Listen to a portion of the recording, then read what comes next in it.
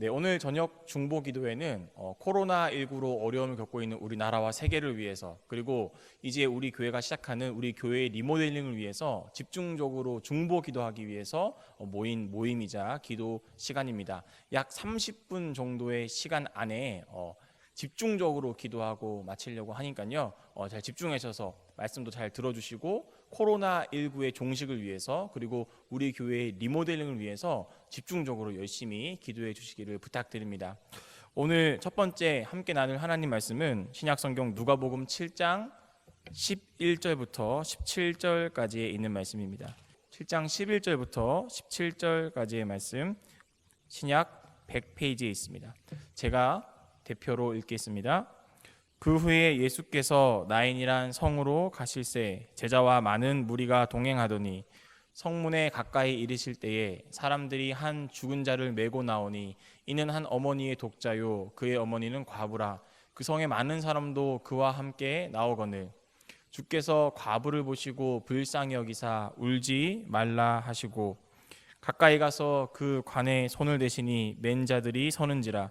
예수께서 이르시되 청년아 내가 내게 말하노니 일어나라 하시매 죽었던 자가 일어나 앉고 말도 하거늘 예수께서 그를 어머니에게 주시니 모든 사람이 두려워하며 하나님께 영광을 돌려 이르되 큰 선지자가 우리 가운데 일어나셨다 하고 또 하나님께서 자기 백성을 돌보셨다 하더라. 예수께 대한 이 소문이 온 유대와 사방에 두루 퍼지니라. 아멘.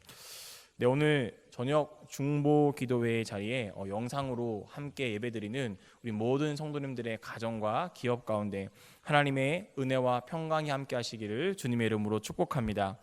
제가 최근에 굉장히 재미있는 기사를 하나 봤어요. 그 기사는 서울에 있는 모 교회에서 드렸던 예배에 대한 기사인데요. 같이 모이는 예배가 좀 제한되다 보니까 그 교회는 드라이브 스루 예배를 드렸더라고요. 학교 운동장 하나를 빌리고 교인들이 자기 차를 타고 와서 운동장에 일렬로 섭니다. 차를 운동장에 주차를 해놓고 담임 목사님은 구령대에 올라가셔서 말씀을 전하시는 거예요. 그러면 차에 있는 라디오 주파수를 맞춰서 담임 목사님이 구령대에서 전하는 그 말씀을 차 안에서 자연스럽게 듣게 되는 예배, 그게 바로 드라이브 스루 예배라고 하는데요. 그 예배를 우리가 드리다 보면 말씀의 은혜가 되고 내가 이렇게 결단하겠다는 의미로 우리가 아멘 하고 외치잖아요. 그런데 차 안에 있다 보니까 아멘을 외칠 수가 없어서 일부 교인들이 아멘 하고 싶을 때 클락션을 2번 빵빵 울리면서 아멘을 했다고 합니다. 오늘 우리가 영상으로 예배드려서 빵빵 누를 수도 없고 어떤 다른 것들을 할 수 없지만 우리의 입술을 가지고 은혜되는 말씀에 아멘으로 순종한다면 하나님께서 더 큰 은혜로 우리에게 채워주실 줄로 믿습니다. 여러분, 사실 지금 이 저녁 시간은 뉴스도 봐야 되고 드라마도 봐야 되고 설거지도 해야 되고 무엇보다 내일을 준비해야 되는, 참 찾아보면 바쁜 게 많은 시간대인 것 알고 있습니다. 그러나 이런 바쁨과 분주함이 우리의 신앙생활을 게을리해도 된다는 명분은 절대로 우리에게 주지 못합니다. 오늘 이 예배를 통해서 이 하루 나와 함께 하신 하나님의 은혜를 생각해 보시고, 혹시 내가 하루를 마무리하면서 잊고 있던 하나님의 은혜가 있다면 깨달아지는 그런 소중한 시간이 되시기를 다시 한번 주의 이름으로 축복합니다. 오늘 예수님은 나인성이라는 곳을 향하고 있었습니다. 그런데 예수님 주변에는 예수님의 제자들과 더불어서 많은 무리들이 함께 따라가고 있었습니다. 평상시보다 더 많은 사람들이 예수님을 따라가고 있었는데요. 왜 그러냐면 나인성으로 가기 직전에 있었던 한 사건 때문에 그렇습니다. 그 사건은 백부장의 종을 예수님이 직접 만나지도 않고 말씀만으로 고치신 기적이자 은혜의 사건이었습니다. 그렇게 놀라운 기적을 맛본 사람들이 야, 이런 예수님 도대체 어떤 분이길래 말씀만으로 사람을 구하냐, 이런 궁금증과 기대감을 가지고 예수님의 무리의 대열에 합류했던 것이죠. 지금 그들은 나인성을 향해 들어가면서 기쁨을 가지고 들어갔습니다. 기대감을 가지고 들어갔습니다. 도대체 이 성에서는 또 어떤 일들을 우리에게 허락하실까? 굉장히 큰 기대감과 기쁜 마음을 가지고 그 성으로 들어가고 있었던 것이죠. 그런데 지금 그렇게 성으로 들어가는 이 생명의 기운, 이 기쁨의 기운을 가진 사람들과 대비되는 한 무리가 있었습니다. 나인성에서 한 슬픔의 무리, 죽음의 무리가 나오고 있었기 때문입니다. 그리고 그 무리의 한 가운데에는 온 세상을 잃은 듯한 슬픈 표정을 하고 넋을 잃은 한 여인이 보입니다. 성경은 그녀의 이름에 대해서는 언급하지 않는데요. 그녀의 상황에 대해서는 이렇게 설명을 하더라고요. 과부이자 어머니. 그 여인은 과부이자 어머니였습니다. 오늘 본문 말씀에 보면 그 여인을 설명할 때 과부란 말이 2번 등장하고 어머니란 말이 3번 등장합니다. 저는 오늘 이 여인의 삶을 특별히 이 어머니의 삶에 좀 집중을 해서 그녀의 이야기를 지금부터 잠깐 해보려고 합니다. 지금 그 슬픔의 무리, 그 눈물의 무리의 주인공, 그 장례식의 주인공은 사실 이 어머니의 젊은 청년 아들이었습니다. 남편을 잃은 것도 서럽고 슬프고 외롭지요. 제가 실버독교를 인도하다 보면 우리 권사님들이 30대 후반에 40대 초반에 남편을 먼저 잃으시고 6남매 8남매를 정말 눈물 젖은 빵을 먹이면서 고생하면서 키웠던 이야기를 정말 많이 들었습니다. 그런 이야기를 들을 때마다, 남편 잃은 이 서러움을 들을 때마다 제 마음도 정말 아리고 힘들었던 기억이 나더라고요. 지금 이 여인도 아마 그런 절절함과 가슴 시리는 서러움을 가지고 이 남편을 먼저 떠나보낸 이 모든 슬픔을 온몸으로 감당하고 있었습니다. 이제 그녀에게 남은 유일한 희망은 바로 젊은 그녀의 아들이었습니다. 그런데 뭐가 그리 급하다고 이 젊은 아들이 아빠를 먼저 따라가버리고 만 것이죠. 여러분, 떠난 자는 말이 없고 슬픔과 눈물과 고통은 고스란히 남겨진 자의 몫입니다.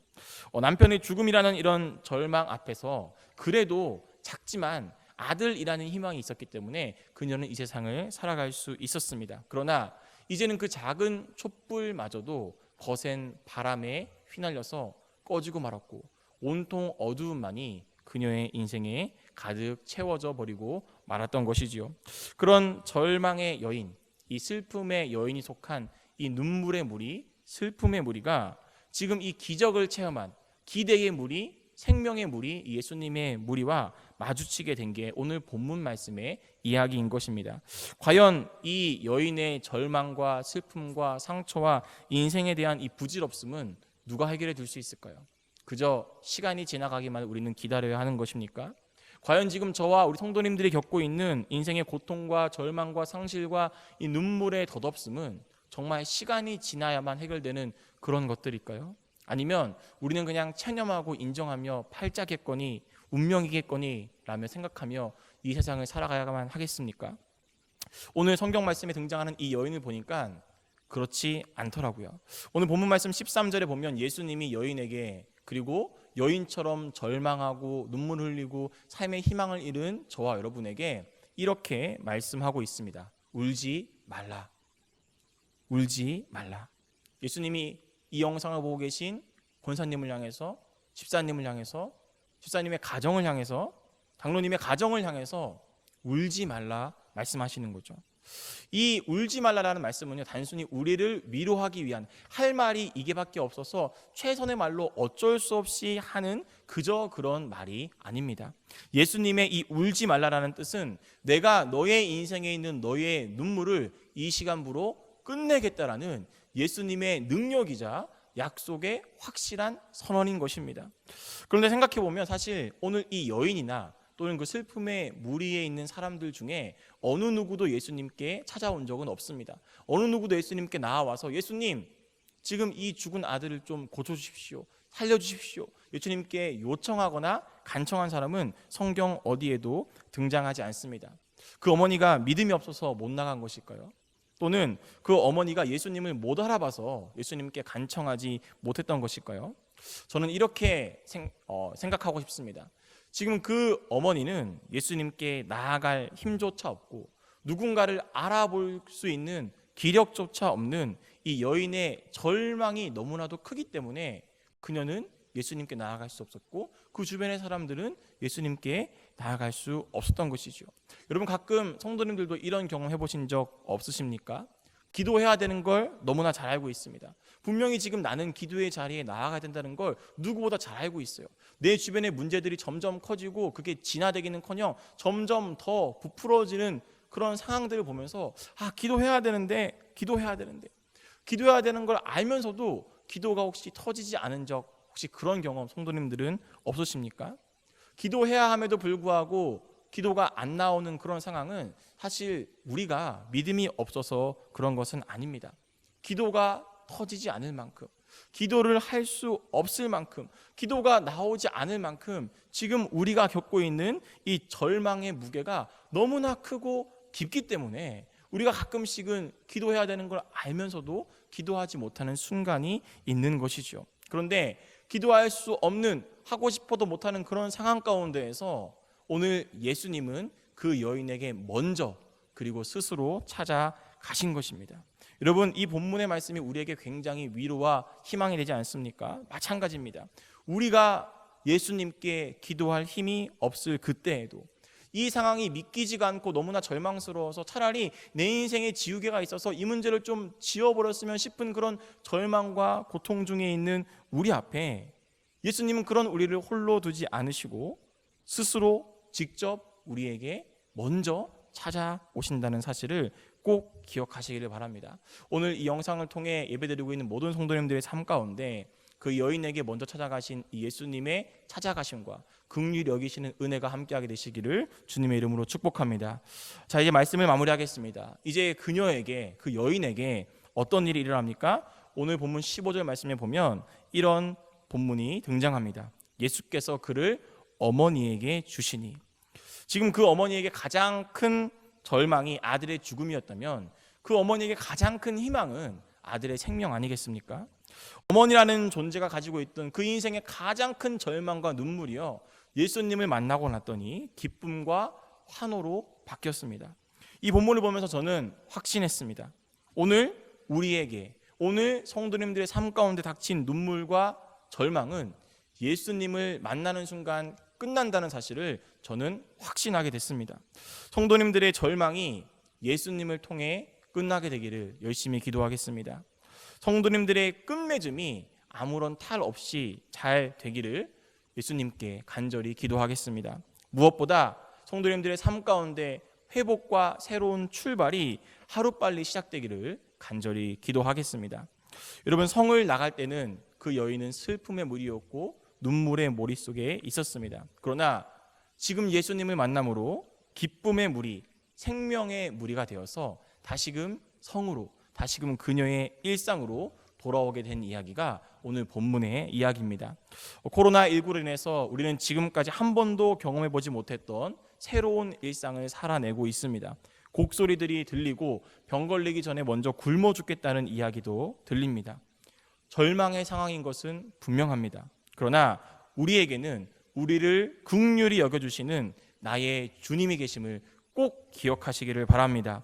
희망과 기쁨으로 나인성, 그들의 일상으로, 그들의 삶의 자리로 돌아갔던 그들의 무리처럼 우리 성도님들의 삶 가운데도 속히 눈물과 절망이 끝이 나고 기쁨과 희망의 일상으로 돌아가게 되는 예수 그리스도의 은혜가 있게 되기를 주의 이름으로 축복합니다. 기도하겠습니다. 하나님, 감사합니다. 오늘도 우리에게 영상이지만 예배할 수 있는 기회를 허락하여 주심에 너무나 감사합니다. 주님, 코로나19로 인해서 지금까지 겪어보지 못한 일상을 힘겹게 살아내고 있습니다. 다시 시작할 수 있는 힘과 은혜와 능력과 환경을 허락하여 주시옵소서. 주님, 눈물과 절망이었던 그 여인이 예수 그리스도를 만남으로 희망과 소망을 가지고 그녀의 일상으로 복귀했던 것처럼 지금은 힘들고 어렵지만 이런 어려움 상황 가운데 예수 그리스도의 긍휼히 여기시는 은혜를 통하여서 우리 또한 다시금 일상의 자리로 돌아갈 수 있도록 우리를 긍휼히 여기시고 우리와 함께하여 주시옵소서. 그렇게 하실 예수 그리스도의 이름으로 간절히 기도드렸습니다. 아멘. 네, 오늘은 우리가 코로나19와 또 교회 리모델링을 위한 중보를 위해 모였기 때문에 앞에 있는 화면에 있는 공동 기도문을 보고 집에서 함께 선포함으로 기도하는 시간을 가지도록 하겠습니다. 첫 번째로 우리 코로나19를 위한 공동 기도문을 다 함께 보면서 기도하도록 하겠습니다. 집에서 함께 읽어주시기 바랍니다. 시작. 하나님, 코로나19로 우리나라와 온 세계가 힘들어하고 있습니다. 언제 끝날지 모르는 불확실한 미래 앞에서 두려움도 느낍니다. 그러나 주님, 이럴 때일수록 더욱 주님을 바라보기 원합니다. 신앙적으로 게을러지는 나태의 시간이 아니라 하나님과 더욱 깊이 교제하는 연단과 성숙의 시간이 되게 하시옵소서. 코로나19가 속히 이 나라와 세계에서 종식되게 하시고 코로나19로 고통받은 환우들을 회복시키시며 최전선에서 바이러스와 싸우는 의료진을 붙들어 주시옵소서. 코로나19로부터 우리 교회와 성도님들의 자녀, 가정, 기업을 안전하게 지켜 주시옵소서. 다시 일어나게 하시고 회복시켜 주시옵소서. 이번 일로 인해 하나님의 영광이 가려지지 않게 하시며 하루빨리 다시 함께 모여 예배하는 일상을 허락하여 주시옵소서. 그렇게 하실 예수님의 이름으로 간절히 기도합니다. 아멘. 네, 이 시간에는 우리 교회의 리모델링을 위해서 함께 중보하는 시간을 가지도록 하겠습니다. 이번에도 동일하게 화면에 있는 공동 기도문을 보시고 그렇게 임하실 예수님을 의지하며 확신하는 마음으로 함께 기도하겠습니다. 함께 읽겠습니다. 시작. 하나님, 우리 교회를 향한 또 다른 비전을 향해 리모델링을 진행합니다. 리모델링을 책임지시는 담임 목사님께 영역과 리더십, 건강을 도와사 힘있고 은혜롭게 세워가게 하시옵소서. 건축위원장과 건축위원들을 기억하사 맡겨진 소임에 충성할 수 있는 은혜와 환경을 허락하여 주시옵소서. 무엇보다 우리 성도들이 기도와 헌신을 통해 보이지 않는 영적 리모델링을 먼저 이루게 하시옵소서. 모든 성도들이 믿음의 눈을 들어 하나님의 새 역사를 바라보게 하시며 시간과 몸과 물질의 흔적을 가진 성도들이 되어 하나님께서 채우시고 복 주시는 은혜를 경험하게 하시옵소서. 땅에 기름진 복을 받아 약속한 헌신을 든든히 감당하게 하시며 공사에 필요한 재정의 집행에 어려움이 없게 하시옵소서. 공사 기간 모든 날씨와 환경을 주장하여 주시고 사소한 사고도 없이 안전하고 순적하게 진행되게 하옵소서. 리모델링을 통해 다음 세대들이 차고 넘치는 교회 되게 하시며 노약자와 장애인들이 어려움 없이 마음껏 예배하는 교회 되게 하소서. 새로운 미래를 향한 은혜의 기념비가 성도 개인과 우리 교회에 세워지게 하시며 오직 하나님 홀로 영광 받으시는 리모델링이 되게 하시옵소서. 그렇게 하실 예수님의 이름으로 간절히 기도합니다. 아멘. 네, 마지막으로는 개인의 기도 제목을 놓고 기도해 주시는데요. 특별히 교회에서 나눠드린 리모델링을 위한 중보 기도문이 여러분에게 준비되어 있습니다. 혹시 집에 소지하고 계시지 않는다면 교회 홈페이지에 들어가시면 또 업로드 되어 있기 때문에 홈페이지를 참고하셔서 교회 리모델링을 위해 기도하실 때는 이 기도문을 놓고 함께 열심히 또 중보해 주시기를 부탁드립니다. 개인의 기도 제목과 우리 코로나19 교회 리모델링을 위해서 자유롭게 기도하시다가 마무리하도록 하겠습니다. 우리 함께 기도하도록 하겠습니다. 기도합니다.